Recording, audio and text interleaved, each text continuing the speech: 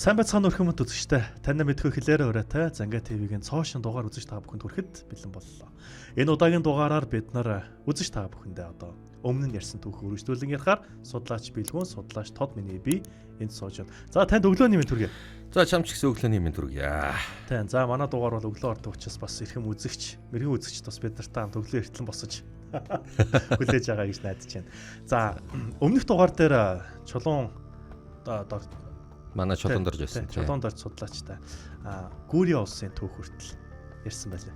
За Монголын эзэнт гүрний зүүн хязгаарт болж байгаа үйл явдал шүү дээ. Тэгэхээр одоо уламжлалт дагуу танаас нэг хоёр асуулт асуух гээд. За бэлдэж байгаа. Тэгээд үзэгчид та тэгтээ богино хариулаар ягаад тэгэхээр нөгөө үзэгчид ингээл одоо нэг асуулт асуухын тэгээд нөгөө асуултанд нь хариулж итэл ингээд нөгөө цагийн чинь тал явчлаа шүү дээ. За. Ямар хоёр асуулт вэ гэхээр одоо ингээд Мөн хаан хаан суус ширээ суусан. Мөн хаанд яг ямар эхнэр нь ямар хүн байсан, хідэн хүүхэдтэй байсан, тэрний талаар шүү дээ. Энэ талаар бас яг би бол судлаад үзэхээр нэг айхтар ар гэрийн асуудал нэг олдохгүй байна л да. Тэгээд энийг та бас гой гаргаад өгөх баг. Хоёр дахь асуулт нь юу вэ гэхээр Гүүрийг бол хуучин монголчууд эзэлсэн байсан. Ахаад босч ирээд байна. Ганцхан Гүүрийн ус биш. Одоо Батхааны Ахмад төвөөдийн аян дайны үед зүүн Европыг бүхэлдэн буулгаад авцсан байхад ахаал өндлөж босч ирээд ингэ яваад байна. Уул нь Тамаачи суулгацсан. Тэгээд монголчууд чинь эзэлж авсан газар нутагтаа өөрийнхөө соёл, ёс заншил, хэл, дэглэмээ нэг тулгаад байдаггүй. Айдуу тайван аясаар нь байх дуртай. Тэгээ яагаад энд ингэж бослог гараад байгаа юм бол энэ яг ямар учиртай юм бол? Төөрөөр нь ямар ч усад тийм байд юм уу? Эзлэгтчихэд эзлэгцэн ард түмэн ер нь боломжийг хүлээгээл босоод байдгийн. Тэгээ тэр болгоныг очиж бас дарахал астай байдаг. Хайлч эзэнт гүрний бас л зовлон. Харин Гүүрийн улс яагаад ингэж боссон бай гэвэл энэ дөргөн хатан болон гүйгийн хатан хогол хамиш нараас болсон. Татвар их татаад эхэлсэн. За нэгэнт татвар дарлуулад эхлэхээр нөгөө ард түмэн чинь дург нь хүрэн шүү дээ. Ингээ бослог гараад ер нь бол өөрсдийнхөө усаа эргэн босхё тий эргээд мандуулъя гэд ингээд босцохсон. Тэгэхээр ер нь манай энэ эзэнт манай гэлтэхгүй ер нь бол аливаа эзэнт гүрний удирдлага бас алдаа гарахаар юм болж байгаа. Өчөөхнүүдийн алдаа гарахаар л яаж ийн өнзөг болон бүртнийг асуудал үүсдэг гэсэн үг. Тэгэхээр энэ татврын дарамтнаас болж бослог гаргасан. За Мөн хааны үе гэж байгаа юм. За Мөн хаан бол мэдээж хэрэг Тулуу Чингис хааны баг хүү одоо бүрт хоёрын дудаас төрсөн тийм ээ. Одоо баг хүн шүү дээ. Тулуугийн хатан сорхогдсон бэх гэж байгаа. За энэс төрсэн Ахмад хүн л дээ. Ер нь бол математик, одон орон, тэгээд бүр цаг уур, тэгээд эртний түүх шаштар, тэгээд бичиг баримтыг судлах дуртай. Ийм хүн байсан. Мөн хаан бол энэ чинь хаадын хүүхдийг багаас нь бэлдэн штэ. Татаадунгаа багш болон түүний одоо шавнар нь хүртэл мөнхөд ном зааж явахдаа мөнхийг бол маш их шагшин магтдаг байсан. Эрдэнэ номдоо их сайн хүү байна гэд. Энэ хүн их хаан болвол хэрвээ тийм хөв заяа байгаа бол энэ хүн бол гайхамшиг бүтээнэж гэж бас багш нар нь бас шагшин магтажсэн юм.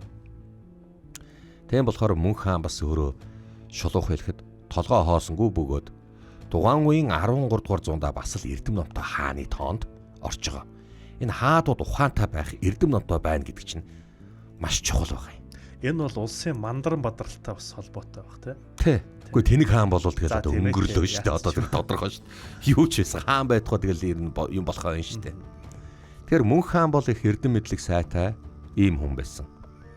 Бас их сони юм одон орн их сонирхдаг. Одоо орныг их сонирхдаг хүн байсан гэж байгаа юм. Тэгэд энэ Арабын томоохон эрдэмтэд хурж ирж Мөн хаанд астроном зааж исэн гэж бас ярьдаг. Ер нь Тулуугийн хүүхдүүд байтугай бүгдээрэнд нь л заан шүү дээ. Тэгэхээр чин зэрэг Мөнх бол ер нь эндээ их тийм түлхүү дуртай хүүхэд байсан гэж. Хаан хүү байсан гэж. Тэгэд ч бас ер нь давхар заавалчгүй одоо зэр зэвсгийн багш гэж байгаа. Зэвсгийн эрдэм заалгуулна. Тэгээ тухайн цаг үеийн л одоо нэгж байсан болохоор дайны эрдмийг бол мэдээж хэрэг зааж өгнө шүү дээ. За Мөнх хааны хатан хинбэ? Мөнх хааны хатныг бол хутагтай хатан гинэ. Хутагтай хатан гэдэг болоо одоо энэ судрын чуулган дээр энэ Рашид ад-Дины бичснээр Ихрис аймгийн Бутуу хүргэний хөвөн Улаадагийн охин гэж одоо бичсэн байна.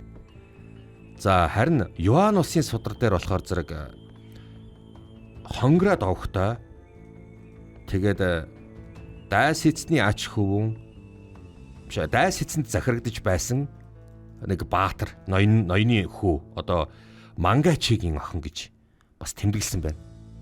Тэгэхээр энэ маш олон тайлбар бас ингэж гарч ирж байна. За ямар ч лсэн мөнх хааны хатны талаар юм хоёр бол баримт байна. За мөнх хаан бол 4 хүүтэй.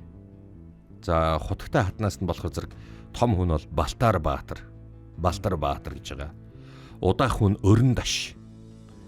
Тэгээд 3 дугаар хүн Ширэги гэж байгаа.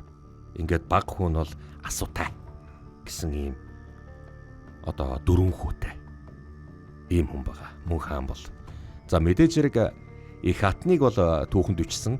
Бусад баг хаттын талаар бол түүхэнд бол зүгээр нэрсэн дурддагдсан болохоос биш гарсан хүүхдүүд нь гэвэл бас түүхэнд оруулаагүй.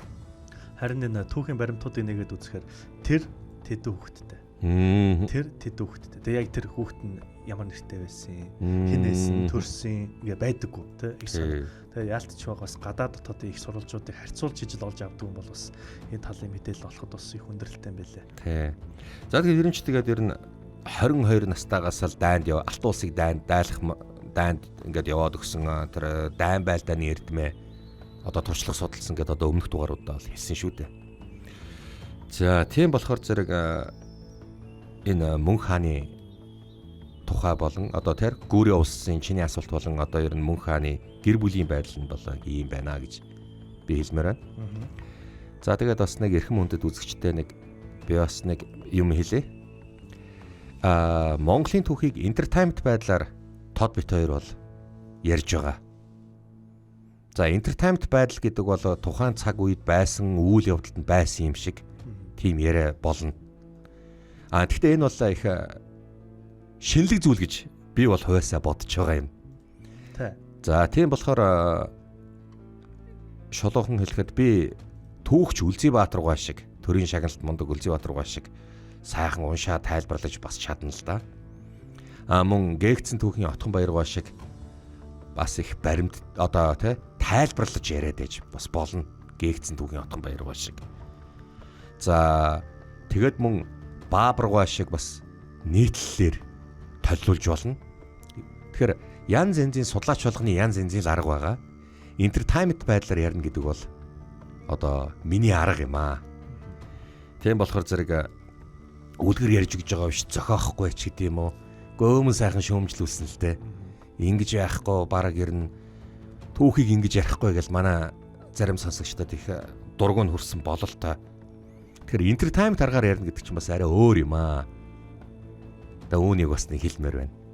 Гэтэ ер нь шөөмжилж байгаа үзэгчдээс илүү дэмжиж байгаа үзэгч нь олон байгаа шүү дээ. За нэрээ дэмжиж байгаа бас байлээ. За тэгээд түрүүчийн удаа бол яг гүүрийг бол ер нь дуусгасан шүү дээ монголчууд. Тэгээд энэ хин Ихүү Жанжин бол гүүрийг ингээд бүрмөсөн дуусгаж одоо эзэлж мэдлэлтэд оруулсан. Харин гүүрөөчүүдийг бол өрг Жанжин алагдсанаас болж хамаагүй дооц хэтрүүлж чадсан үнэн. Дуур нь хурж байгаа болохоор арайч тэгж бас заналтаа хитэн гэж бас бодоагүй. Гэхдээ энэ бол 13 дугаар зуун. Энэ бол догшин 100. Энэ бол дундад 100. Тухайн үед бол мэдээж хэрэг харгас ширүүн байж ижил захирахаа сурах байхгүй. Гүүрийг эмхтгснийхаа дараа 1254 оны 7 дугаар сард ер нь бол хожим нь одоо инхийг тогтоогоод гүүрээд зүгээр хуучин өгөөдөө хааны үеийн албан татварыг дахин сэргээж мөн гүүрөөчүүдийг өөрсдийнх нь амьдралын аж байдлаар нь амьдруулах шийдвэрийг Ихүү Жанжин гаргасан. Тэгээд энэ Ихүү Жанжинтай мөр зэрэгцсэн бас мундаг байлцсан Амухара Жанжин гэж бас байгаа. За тэгээд Өрг Жанжин бол алагдчихлаа. За тэгээд хин хөлгөний одоо хусааг залгамжилж гэдэг юм уу да, суурийг залгамжилж гарч ирсэн одоо Хучаабаатар. Хучаабаатрын шадар эрэлдээ хурж ирж бас цэрэгээ явуулсан. Ингээд эднэр бол гүүрөөчүүдийг бараг ер нь 8 төм зэрэгээр бут нэрхсэн гэж ярьж байгаа. Яг хоо ингээд түүхэнд бол үгүй монголчууд бол ерөөсөө 3 төм зэрэгээр л орсон гэж бас ярьж байгаа. Гэхдээ 8 төм нь арай ойр очих тоо болоо да. Их олон зэрэгээр л бас орсон. Нэгс 80,000 зэрэгээр л орчлоо гэсэн үг шүү дээ. Хөлгөний талын яагаад ингэх зүтх вэ гэвэл тэр газар нутгийн харьяал нь яхааргүй байгаль нуурын зүүн хэсэг байсан болохоор хөлгөний харьяаны мэдл рүү ер нь хамгийн түрүүнд ойрхон хиллэж ирэх. Тэр хөлгөн чинь өөрийнхөө мэдлийн газараа тийм ээ Хучаабаатар өөрийнхөө мэдлийн газараа амар тайван байлгах хэрэгтэй. Тэр үзүр дээр нэг нөхөр бослог гараад байвал бас хэцүү. Харин яг энэ үед өмнөд төвдийг номготохоор одоо урагшаага мөн хааны зарилгаар сүм усыг одоо номготохоор явсан жанжид хоорондоо үгэлцэж байлаа. 1253 оны намар хөхмөрний их Дээд Монголын Баян харуул хаан хүү Хувлаа өөрийнхөө жанждаа тойруулаад сүм ус руу яаж дайрах талаар ярилцчихсан байна. Хувлагийн мэдлэлд Сүбэдэ жанжны хүү Урайн хада жанжин, Боорч өрлөгийн ач хүү Барчи жанжин, тэгээд мөн Тогоон жанжин гэсэн улсууд хурж ирсэн байлаа. Өмнөдсөн улсыг дайлаар мордохын тулд тус бүрэн бүгдээрэнд нь 3 төмөн цэргийг мөн хааны зарилгаар их хуралдаан шийдвэр болгож гаргаж өгсөн байна. Нийт 120,000 цэрэг. 4 жанжин байгаа шүү дээ. Заараг ер нь 150 ч болно. Ямар ч хэлсэн цэргийн тоо бол ер нь 120-оос 150,000 цэрэгтэй. Яг Хувлаа 3 төмөн цэрэгтэй, Урайн хада 3 төмөн цэрэгтэй гэдээ явна шүү дээ. Тэгээ Барчи 3 төмөн цэрэгтэй, Тогоон 3 төмөн цэрэгтэй гэдээ ингээд явъя л да. Тэгээ нэг 120-оос 100 одоо 120,000 цэрэгээс 150,000 цэрэг л гарч иж байгаа. Мөн балууд цэрэг, инженерийн бэлтгэл анги маш их том нүсэр бүр институт гэдэг юм уу да, бүр корпорац шиг юм хөдөлж байгаа шүү дээ. Айгуу том юм хөдөлж байгаа. Зүгээр нэг морой унаал очоод эзлээгөө. Эхлээд эн чинь газраа судална, дараад нь онсон техник зөөгчд, тэ онсон зэвсэг, янз янзын зэвсэг зөөгчд байна. Бүх юмыг арын албыг яаж залгуулах вэ? Бүх юм нь ингэж явж байгаа. Баян харуулын доод ингэр. Урайн хада. Өмнөд төвд бослог гаргасан үнэн. Годон ах хэрвээ байсан бол өмнөд төвдийг бол арай номготчихсэн зүгээр байсан л да. Харамсалтай нь Годон ах цаг бусаар хэрцгий давчуу цаг үед зуурдаар ам үргэцэн бидэнд том гар золсон. Хэдийгээр Годон өгөөдөөгийн хүү боловч ямар ч л байсан бидний талд л зүтгэж явсан. Бид нар лүүч, миний их рүүч илч явуулсан. Их авга бат рууч илч явуулж л байсан.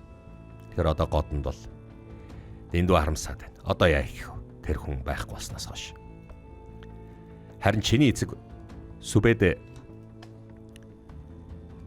алс дорнодын далаагаар цэрэгээр усан онгоцоор дайрж орж ижсэн. Усан онгоцоор дайрахад хамгийн ойрхон нь Сүм улсын нийслэл Ханжуу хот байсан юм. Ханжуу хот бол ер нь одоо ч Сүм улсын нийслэл хэвээрээ. Их хаан гүйгийн тэнгэр тайсны дараа чиний эцэг ботсон. Одоо энэ үргийг чи гүйцэтгэхээр хүлээж авлаа. Хаан ах надад ч гэсэн тушаалыг өглөө. Ямар хөө санаа байгаагийн чинь би сонсмор. Алс дорнодын их далаагаар дайрахыг Сүм улсынхан мэдсэн. Тийм учраас тэнцээ маш том бэхлэлд тавьсан байгаа. Сүм улсын хүн ам одоо бараг саяар тоологдож байгаа. Тэгэхээр тэдний цэрэг хэд гарах нь тодорхой.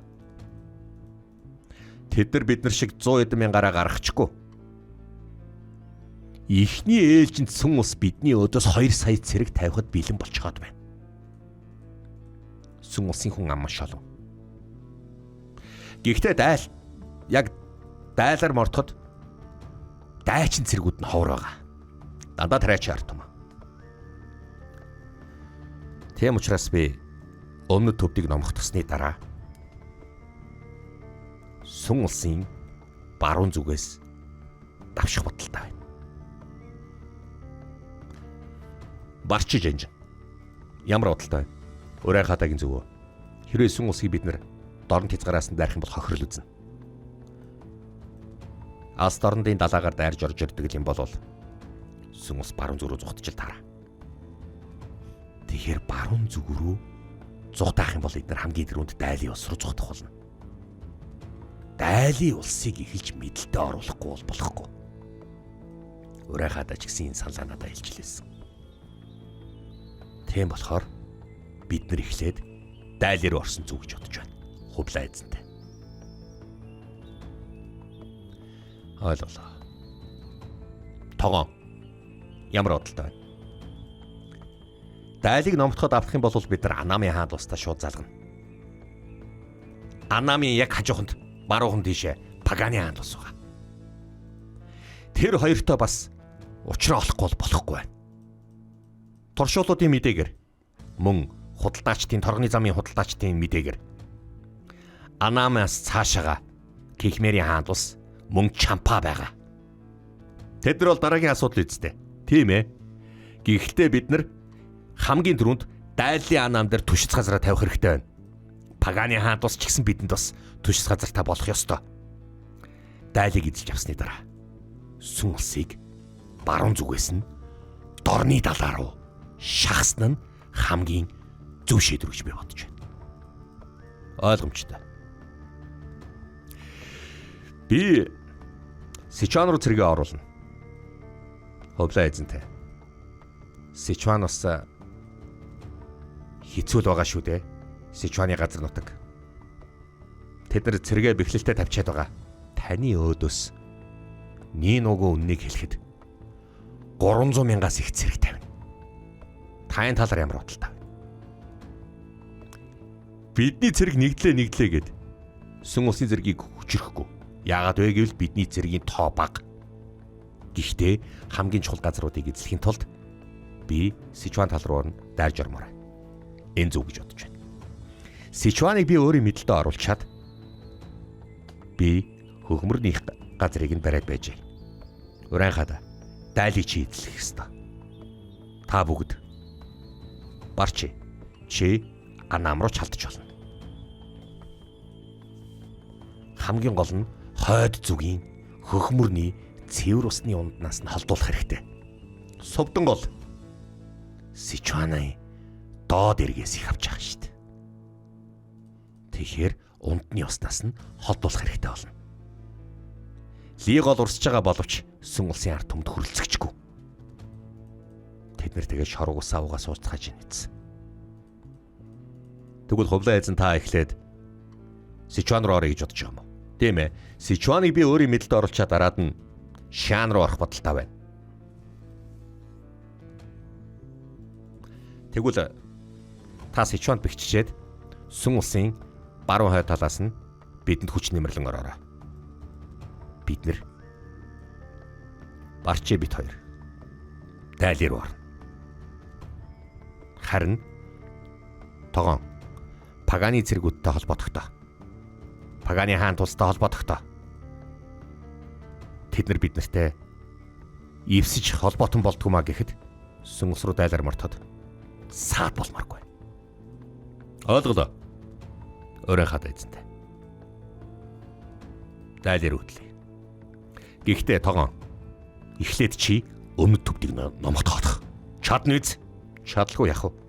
Дан газнаа татчих. За ингэж хэлсэн. За энэ бол яг юу болж байна гэхээр сүн улсыг эзлээд авчих юм бол цаана дахиад айгүй олон нөхдөд байна шүү дээ. Тэр Паган, Сичуан гэдэг байгаа чинь нөгөө өмнөд Азийн орнууд боёо. Тий, Сичуан чинь сүн улсын газар. Аха. Тий. За Дайлын улс гэдэг чинь одоогийн Хятадын баруун өмнөд хэсэгт байгаа Юнан гэдэг мужид. Юнан мужийн нийслэл Кунмин гэж хот байгаа. яг энэ Юнан муж дээр чинь орчин тогтносон улс бол Дайли улс. Дайли улс бол 937 онд үүссэн. Бас л нэг тариачин арт түмэн л дээ. Дайли улсын талаар хэрвээ яах гэж байгаа бол. Гэтэ би сая ингэж ойлголоо. Сүм улсыг эзлэхсэн чинь холбоот хэрэгтэй биш үү те бас. Холбоотон Сүм улсын дайсантай. сүн улсын дайсан гэж одоо байхгүй. Аха. Зүгээр хэн нэгэн сүн улсад туслахыг л хориглох ёстой. Харин их хааны зарилгаар бол энэ дөрвөн жанжин л цэрэг авч ирцэх хийсэн. Сүн улсыг дайлаар мартах гээд. Би дахин хэлье. Монголчууд цөөн цэрэгтэй байсан мөртлөө дайснууд нь дандаа тооны олонтой байсан. Олон цэргүүдийг хайрцагдаг байсан. Бас дахин нэг юм хэлье.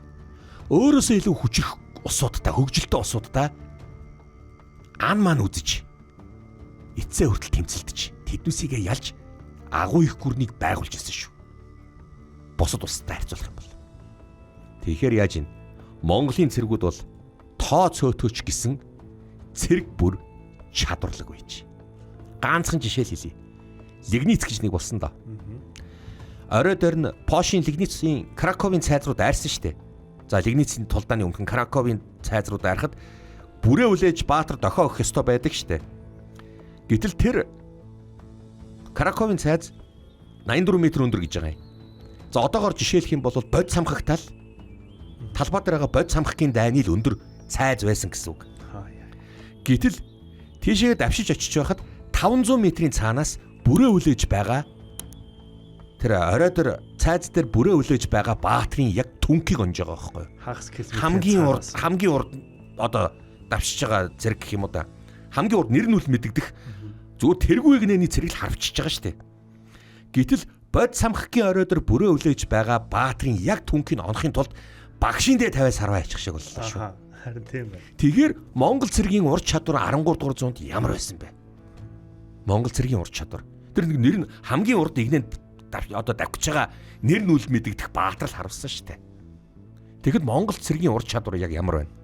Гэтэл ийм мундаг ур чадвартай 150 мянган цэргийг энэ дөрвөдөр та тавьж байгаа гэсэн үг. Тэгэхээр хизээнээсээ монголчуудад дайсан олон байх нь чухал биш байсан. Олон дайснаас хизээч айдаггүй байсан. Харин эвдүү чамд ур ухаан, эвдүү арга ухаан гэж байхгүй бол тооны олон чамд ямар ч хэрэггүй гэж үг байна. Энийг 13 дугаар зуунд монголчууд практик дээр баталж чадчихсан. За инхүү Дайли руу дайрахаар болсон. Харин хувлаа цэрэгээ аваад Сичуан руу орно. Нэг юм хэлье. Анамын хаан тус. Одоогийн Вьетнам. Анамын хаан тус гэж байсан. 13 дугаар зууны үед тухай үед. За Паганы хаан тус. Одоогийн Мянмар. Английн колони үед Бирм гэж байсан. Одоогийн Мянмар. Сайхан газар хөдлөөд илүү явлаа да. За тэгээд нэг цэргийн эргэлт болоод хунц засгал тогтоод ан сун чи гээл бас нэг хүн гээл нэг эмхтэй тэмцээл одоо нэг. Тэгэхээр энэ яаж ин зүүн өмнөд Азийн орнууд руу одоо Монголын цэргүүд давшиж ирж байна гэсэн үг. Зүүн өмнөд Ази. Цаана Кихмерийн хаан тус байгаа гэдэг чинь юу? Кампож. Чампагийн хаан тус гэдэг чинь бас байгаа гэж ярьлаа шүү дээ. Энэ юу? Лаос. За одоо энэ урагшаага явж гин. Сүбэдэ жанжин амьд байхдаа Тайландын хойд хэл хүртэл давшиж ирсэн шүү. Би хэлжсэн шүү дээ. Сүбэдэ бол ер нь Тайландын хойд хэл хүртэл давшсан. Сүн улсын энэ Янжоу гэсэн газар руу давшиж ирсэн. Одоо ингээд ас өрөн зүг давшиж ирсэн.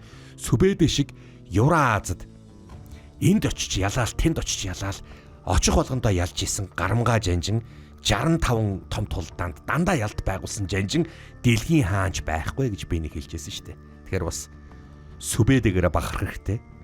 Энэ ч бол манай Монголын жанжин шүү дээ. Өмнөд төвдийн бослохыг тогоон дарахын тулд хад асахтай газруудаар цэргээ мордоос нь болголоо. Өмнөд төвдийн бослого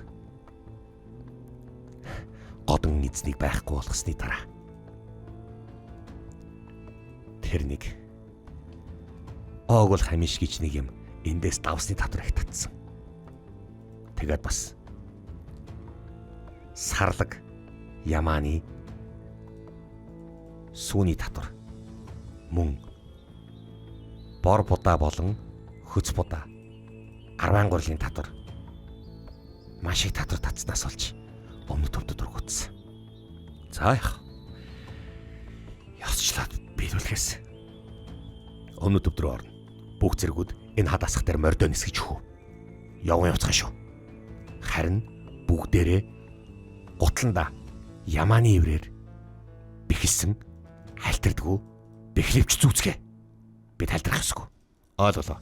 Одоо тэр нэг гутланда нэг ямааны иврээр бэхэлсэн скитэй ингээд холсон нэг тим юм углаж байгаа шиг байна. Одоогоор зүгээр зүүрлэн ярих юм бол уулчны гутлаад ш доороо хадаастай. Нэг тиймэрхүү гутал. Тэгвэл тэр хад асхан дээр чинь халтраад нисэн штэ энэ чинь амар юм болно штэ. Төвдийн газар нутаг чинь ямар өндөрлөг үлээ. Ийхүү тогоон цэргээ аван өмнөд төвдөд рүү ойртож эхэллээ. Дали улс. Уран хата жанжин Дали улсын хойх нэрлээ. Далигийн хаан тус. Торгоны замын худалдаачдын яриагаар сонсох юм бол эдгээр нэнгэрт байгуулагдсан гэсэн. Тийм болохоор зэрэг бид нар яах вэ? Эхлээд илч явуулъя. Далигийн хаан руу илч явуул. Хөш эдгээр яхад дайлиг эдгээр хэлсэн. Төвлөрдөг хотнол дайли юм байлээ. Ойлгомжтой. Тэгвэл дайли руу илч явуулъя. За ингээд Дайлигийн хаан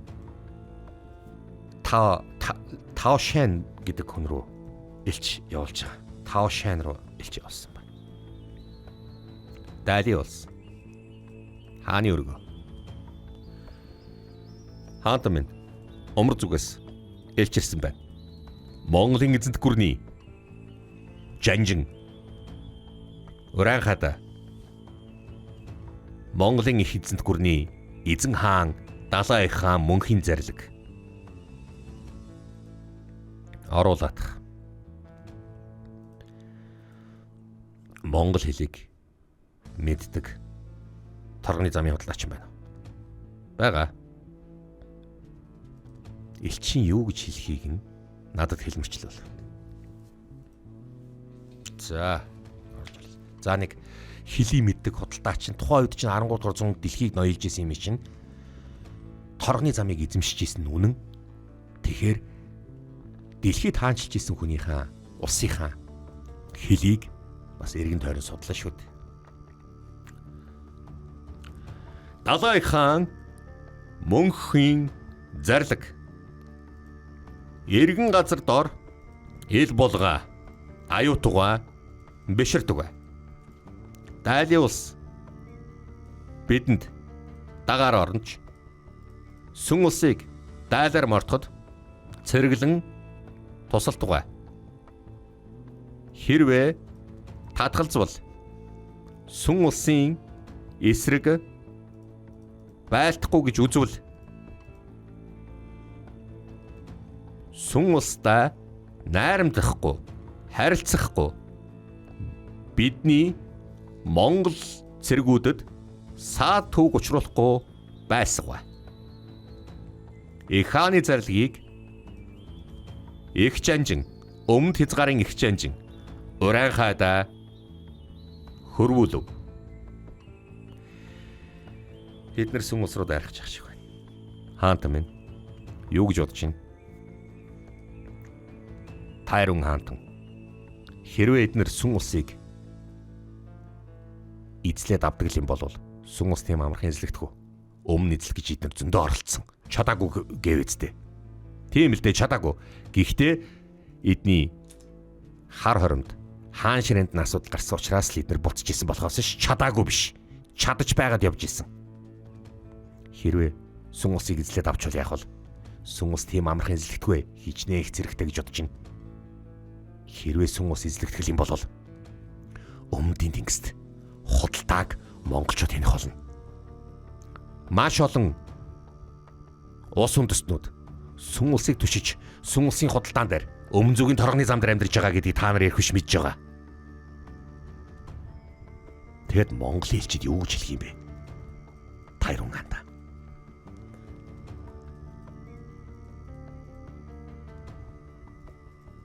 Элчийг ал. Хаанта хэрвээ элчийг алхах юм бол монголчууд биднэрт үернэ. Хэрвээ эдгээр сүм усыг мөхөөдгөл юм бол дараа нь бидний элч байх бол. Харин ч бид нар цэргэлэн сүм усад туслахад бэлтэх ёстой. Хаанта тава эрх хүчнийг бодж үз. Бид нар Монголын Чингис хааны байгуулсан Монголын цэргүүдтэй байлдах гэдэг. Би хаан. Төшмөдөө та нараа надад зөвлөх ёстой. Хаанд заа гэж хийлсэн юм. Хаанд зааж, хаан тус юмгаа өдөрдмаар байгаа төшмөд яг одоо босоодох. Тийм байхгүй хаан та идэж харил. Тэгвэл би хаан. Шийдвэр гаргая. Монголын элчийг хороо. За. Уран хатагийн улсын элчийг хороосон. Одоо дайн зарлаа л гэж үзсэн шүү дээ. За одоо ингээд элчийг л алсан бол дайн зарлана. Энэ бас дайтахыг хүслээ гэсэн үг. Хүсэд байгаа юмыг нь өгөх хэрэгтэй болох нь. За. Уран хат эзэнтэй. Дали улсын хаан. Таны элчийг хороосон байна. Юу? За яах. Намрын сарвалж байгаа ч гэсэн сэрүүсэхгүй газар юм аа чинь. Халуун нь улам нэмэгдээд байх юм. Бэхжүүл. Цэргүүдээ бэхжүүл. Далигийн хойд хэсгээр хум бүч. Надад одоо барчиж анжин цэргээ нэмэрлэж ярихыг би хүлээх хэрэгтэй байна. Өмнөд төвд тогоон жанжны цэргүүд төвдийн босгочид тэрүүгээр ах шиг байна. Тэр босгочдын удирдагчийг нь хингэлээ. Лүнрүв жанжин гэсэн шүү дээ. Лүнрүв тийм мундаг юм уу? Тийм ээ. Түүнд тусалж байгаа бас хүн байгаа. Хим. Даштамб гэдэг жанжин байгаа. Цаац. Эдгээр чинь зүгээр босгочд. Юуны чинь жанжид. Тийм байхгүй. Өмнөд төвдийн босгоч Лүнрүвийн асар монголчууд ирж байгаа юм байна. Яах гэж биднийг дахин дарамтлж шулах гаяв. Үгүй. Гүйг хаан тэнгэр талсан. Оронд нь мөнх гэдэг хүн хаан болсон шүү дээ. Мөнх хааны бодлого бол гүйгийн бодлогыг утгах юм бол арай ондоо. Годон хэрвээ байсан бол өөр байсан. Даштамб чи ямар бодолтой байна? Бид нар нэгд бослогоо гаргасан. Монголчуудад айтчих. Тэгвэл эрчүүддээ л дайтах ёстой байна. За, их өвөрмөцнэр гарч ирлээ. За, наадах чинь нь шүү дээ, тий. Зүр төвд нэрүүд шүү дээ. Тий. Лүнрүв, Даштамб дандаа л төвд нэрүүд шүү дээ. Манай монголчууд ч нэг хожим төвдийн соёл Монгол руу орж ирснээс хойш нэр хүний нэр нь одоо тэгээд төвд нэртэй олцохоосон шүү дээ. Нэг үннийг хэлье. Чи биднүүсийн эмээ өвөө бүгдээр л төвд нэртэй л байгаа шүү дээ. Тийм шүү дээ. Жав. Тийм, дандаа л тийм төвд нэрүүд байхгүй юу? Тэгээ хүмүүсээс гайхаж, үзэгчд манд гайхаж магадгүй эн чинь төвд нэр юм аа. Тийм. Яг зөв тийм. Нэр ингээс зарим хүмүүс бас нөө төвд нэрийг сонсчдөө чи Монгол нэр гэж тийж айгу боддгийг юм шиг байгаа тийм. Тэгээ аюу бол юу зөхөөгд байна гэж гайхаж магадгүй эн чинь төвд нэрүүд юм аа. Монгол нэрүүд бол биш. Тухайн үеийн Монгол нэрүүд бол ондоо байгаа зү. Төвдийн шашин хожим нь турж орж ирнэ Монгол руу. Тэгэхэд л одоо төвд нэрүүдтэй монголчууд болно шүү дээ. За, өмнөд төвдийн босгочд цэргээ авч ирсэн. За, эдгээр бол яг 10,000 байсан. Маш сайн газар нутаг уул усаа мэдчихсэн. янгирын жим тэрүүгээр явж байгаа. Тэгэхээр энэ янгир их цаст их газрын манлай толгой уултаа нийлнэ. За энэ их газрын манлай толгой уул гэдгийг одоо түүхэнд гэж уншихад энэс хямлаг яриад байгаа бол та. За энэ хямлаг бол нутаг нутгийнхан ондоогоор ярина. Балбууд сөгөр мата гэж ярьдгийг хямлаа нурууга. За тэгвэл өөр нэг улс байгаа. Жомлунгмо гэж энтгэхүйд хэлнэ. Жомлунгмо гэдэг нь бол энтэг хэлээр хямлаа нуруул гэсэн үг. Балбууд сөгөр мата гэж хэлнэ. Хятад бас ондоогоор хэлнэ. Тийм биз? Тэгэхээр балб, энтэг, хятад, төв гэсэн за яг ийм одоо төвдөн байхгүй л дээ. Зүгээр балб, энтэг, хятад гэсэн гурван улсын хэл дээр чинь хямлаа нуруу байгаа шүү дээ. Тэгэхээр энэ гурван улс үндэстэн гурван өөр нэрээр л нэрлэн шүү дээ. Тийм болохоор зэрэг өөр өөрсдийнхөө. Тэгэхээр эдгээр чинь өмнөд газрын юу гэж хэлж байна? Их толгой уул гэж төвдүүд яриад ахыг бодоход хямлаа хэлээд байна гэж түүхчд одоо тий энэ бичижсэн байна. Тон удалгүй нэг өдрийн дараа төвдийн босгочд янгирын жимээр орох байх. Тэгэхээр янгирын сүргийг үргээхгүй байх хэрэгтэй байна. Янгир хэрвээ өргүүл яах вэ? Зүгээрээ янгирын сүргийн яг хойд зүгт бүх зэргүүдийг тавьчих. Төвдийн босгочд наашаага ирнэ. Тэд газар нутгаа маш сайн мэдчих болохоор. За инхүү төвдүүд тогоон жанжны зэргүүдийг одоо холоос халаад тарсан байна. Одоо энийг ийм толгой дээрээ өсөө ингээд боогоод дээрээ ингээд нэг ийм тавг шиг болгоцсон. Ийм тавг шиг. Энэ чинь төвд үндэстний л одоо соёл шүү дээ. Төвдийн ийм дээл төвд үндэстний соёл шүү дээ. За дөрс нутагтаа байгаа юм чинь монголчуудтай энэ удаа эцээ хүртэл үзэх хэрэгтэй шүү.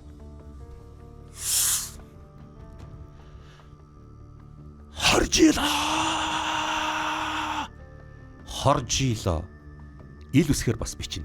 Хоржилоо гэж бичнэ. Төвдүүд монголчууд уухай гэж дайнд ордог байсан бол төвдүүд хоржилоо гэж арилах, хоржилоо гэх мэтээр ингэж арилж дайнд орж ирсэн. Ойлгомжтой наашаа ярьж ах шиг байна. Янгирыг үргэ. Бүгд гал гаргасан. Яа ингэж шидэж байгаа шүү дээ. Үргэсэн уулын янгирууд бүгдээрээ уулын өдөө гүйж ирж байгаа төвдийн босгочд руу харагч ирээ сүргэн тавьчихж байгаа. Нэгэнт одоо хурдаа авцсан янгир зогсдгүй. Эргэхгүй. Зүгээр жаадгуус тийм л нэг чигтэл явцсан болов. Нөгөө өөдөөсөө гүйжсэн төвдүүд чинь заримыг нь мөргөөд заримыг нь ингээд асуудал үүстэй дээ. Нөгөө янгирч л гэж давчиж байгаа болохоор. Тэгэхээр янгирын үргэлхэнд нөгөөдүүл нь бас ингээд мөргүүлээд өшөглүүлж одоо тэрүүлээд ингээд яг ингээд унаад яг сөхөө аваагүй байтал тогоон жанжин цэрэг аваад орсон. Уугаа. За ихүү дайрж ороод төвдийн босгочдыг байлцсан. 1253 оны намрын сүүл сараар тогоон жанжин өмнө төвдийг бүрмөсөн буцаагсан байна. Ийхүү төвдийн босгочдыг бүгднгийн толгоонд дийлэхгүй дарж босгочдыг өдөртөгч нарын дуудаж авчираад уулзлаа. Яагаад Монголын эзэнт гүрний эсрэг босцоос юм? Та нар биднээс амь зуулгыг булаасан. Одоо мөнх хаан амь зуулгыг чинь залгуулъя гэвчтэй. Та нар худаа хэлж байгаа. Та нарт итгэх ямар ч боломж алга. За. Тэгээ та нар хинд итгэдэг байсан юм? Годон эзэнтэн хэрвээ захирж исэн бол өөр байсан. Харин та нарыг бид нар мэдэхгүй. Мэдхээс өмнө бид нартай сайн хэлцээр хийх ёстой л байж тээ. Харин мөнх хаан бол чамд шулуухан хэлье. Гуйг хаан шиг хүн биш. Түүний хатан шиг хүн бүр биш. Бид нар итгэхгүй. Үйл итгэгчдийн цагаатал. За ингэж хэлээд тогоон жанжин Өмнө төвдийг буцаагсныхан дараа одоо тогоон жанжин цэрэг аавн одоогийн балбын хилийн харилцаа төгсчихсэн байна. Ингэснээр жагрын орны талаас болон ард талаас хаалт үүсчин гэсэн үг. Аюул байхгүй боллоо гэсэн үг. Паганы хаан тус Монголын эзэнт гүрний элч нааш ярьсан гэлөө. Тийм ээ. Оруулаадах. Мөн хааны зарлаг Паганы хаан тулсын хаан та. Сүн усыг дайлаар мортоход туслахгүй байх ёстой. Эсвэл бид нартай цэрэглэн ирж мөр зэрэгцэн нөхөрлөн байлдах ёстой хэмээн мөн хаан зарилгаа гаргаж байна. Элчид хэл. Бид нар альч талд орохгүй. Монголчуудтай хүсэл зориг өөр боловч бид нартай шулуухан хэлэхэд би монголчуудаа муудалцмааргүй. Сүн устаа ч гэсэн муудалцмааргүй. Бид нар мөрөөрөө тариагаа ургуулад амьдрах ёстой. Бид нар юунд ч оролцохгүй гэж хэл. Элчд нь хэлээд явуулаарай. Анами хаан ямар бодолтой бол Анамусын хаан ямар бодолтойг нь над мэддэхгүй байна. Мэдхийч би бас хүсэхгүй байна. Ямар ч л байсан. Дайличуд хаантаа минь элчин алсан. Дайли өөрөө дайтахыг хүссэн бол та. Хэрвээ дайлыг эзлэх юм бол Анамын дараа бид нар байгаа шүү те. Бид нартай эртлээ өдий байна. Бид нар найрамдалт харилцааг эрхэмлэх ёстой. Тэгээд ч намрын сүнс харуулж байна. Заанууд таргаа аваагүй байгаа. Бүх заанууд тарга твэр аваагүй байгаа. Ойлголоо. За инхүү. Явуулсан байна. За одоо юу яаж? Энэ одоогийн Бирман буюу Мянмар Паганы хаант бас бол зүгээр төвийг сахиал гэсэн тийм даалгавар. Одоо тийм л одоо сонирхолтой байна л гэсэн үг. Сүн улсыг эзлэхийн тулд эргэн тойрны орнуудаас нь холдуулж байгаа юм шиг. Холдуулж тий. Тэднэрээс тусламж авах болохгүй. Тэднэр лөө зутгаалахгүй байх хэрэгтэй. Ийм байл. Иймэрхүү байдалд орно. Зөв. Ер нь за энэ яг би танаас бас буруу хэд асууж магадгүй. Сүн улсын даа ер нь хэр удаар үйлчлэлтэй бэ? За их удаа үйлчлээ. За ойлголоо. За ингээд ямар ч байсан Монголын төв ингэж гайхалтай ажилласан судлаач билгүүндээ маш баярлалаа. Мөн бидний нэвтрүүлгийг одоо төвчээртэй сонсон үзэгч танд маш их баярлалаа. Үзэгч та бүхэн бидний үйл ажиллагааг дэмжиж, лайк, subscribe дарахаа битээ мартаарай. За ингээд энэ удаагийн дугаарыг энэ хүрээд төр завсарлая. Дараагийн дугаараар эргэн уулзцаая.